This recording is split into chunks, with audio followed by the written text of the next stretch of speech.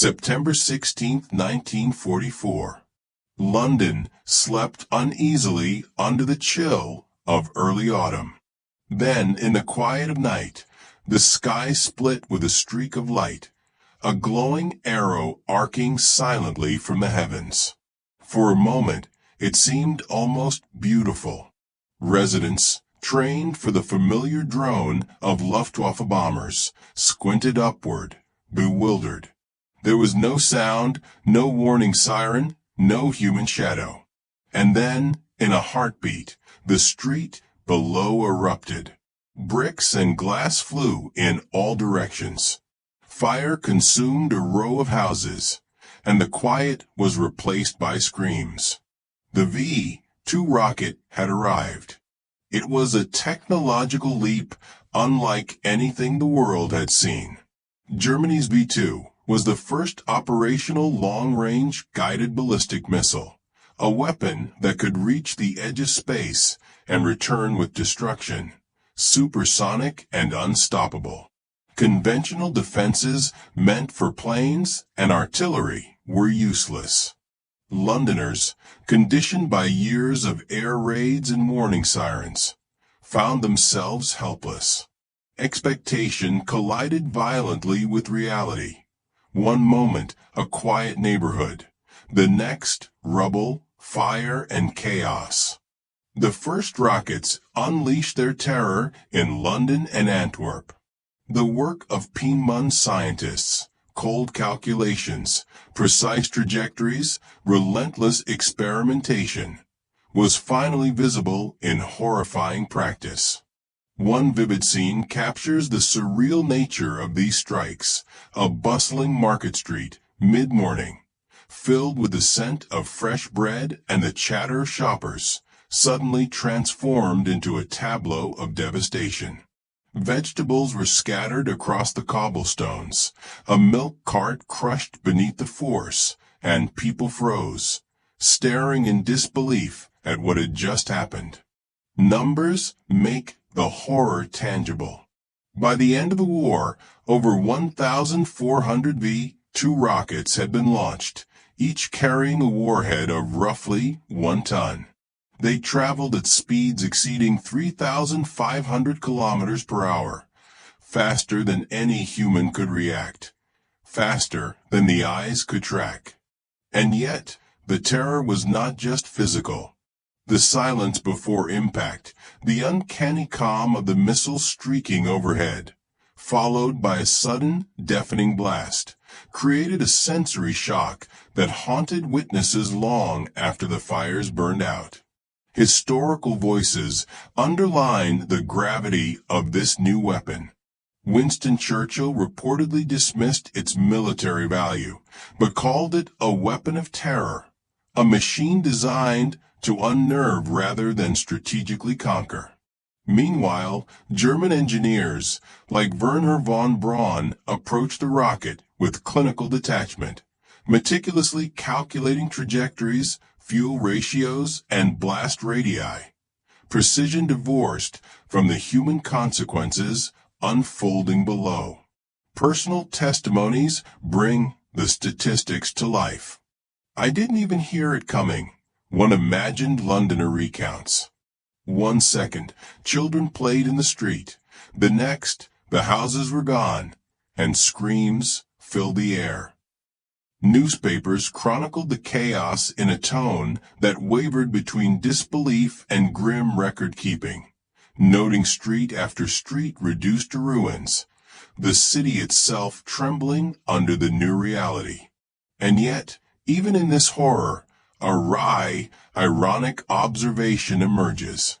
Londoners, trained for air raids and drilled to duck under tables at a whistle, now found themselves utterly powerless. How do you hide from a weapon faster than a startled cat could blink? The absurdity of human preparedness clashed starkly with the cold efficiency of technology. By the time the night was over, the V-2 had done more than shatter buildings. It shattered a sense of safety, demonstrating that technology had entered a new era of terror. fear became intangible, hovering above the streets with every streak of light from the sky. And while London reeled from the shock, the story of the V-2 was only beginning. Its reach, its destruction, and its psychological impact would soon stretch far beyond the city, all the way to the front lines of war. But London's shock was only the beginning. The rocket's real impact would stretch beyond city streets, all the way to the front lines. June 22, 1943. The early Sicilian morning mist clung to the hills like a ghostly veil. Allied reconnaissance troops moved cautiously, expecting the usual German defenses, camouflage tanks, artillery nests, perhaps a few sniper posts. What they did not expect was the sky itself to become a weapon. A flash of fire tore across the horizon, followed almost instantly by a deafening roar. The earth quivered beneath their boots, as if the heavens themselves had struck in anger. For the soldiers, the V-2 rocket was an entirely new kind of threat. Conventional countermeasures, anti-aircraft guns, fortified bunkers, even early radar, were irrelevant. The missile's supersonic speed meant it arrived before the human mind could register its approach. Soldiers trained to anticipate tanks or artillery were rendered powerless in the face of a weapon they could neither see nor hear until impact. Expectation clashed violently with reality. Forward supply depots, command posts, and harbors became sudden zones of devastation. In Antwerp, the missile obliterated key supply lines, leaving soldiers staring at wreckage that had existed mere moments before. One strike reduced a supply convoy to splintered wood and twisted metal. Another shattered a command post, scattering papers, maps, and radio equipment across the ground. Chaos became the new norm, as human planning and preparation fell short against the precision of cold engineering. The statistics underline the scale of the terror. The V-2 reached speeds of nearly 3,500 kilometers per hour, climbed to altitudes approaching 189 kilometers, and delivered a 1-ton payload with surgical accuracy. The visual impact was as dramatic as the numbers: a streak of fire arcing through the sky, a black plume of smoke marking the path, and a crater forming in seconds where men and machines had stood. The sensory shock was intense. Earth trembling underfoot, a whistling rush of air, an almost incomprehensible silence, then the sudden eruption of chaos and screams. Captured German missile logs revealed the meticulous planning behind each launch.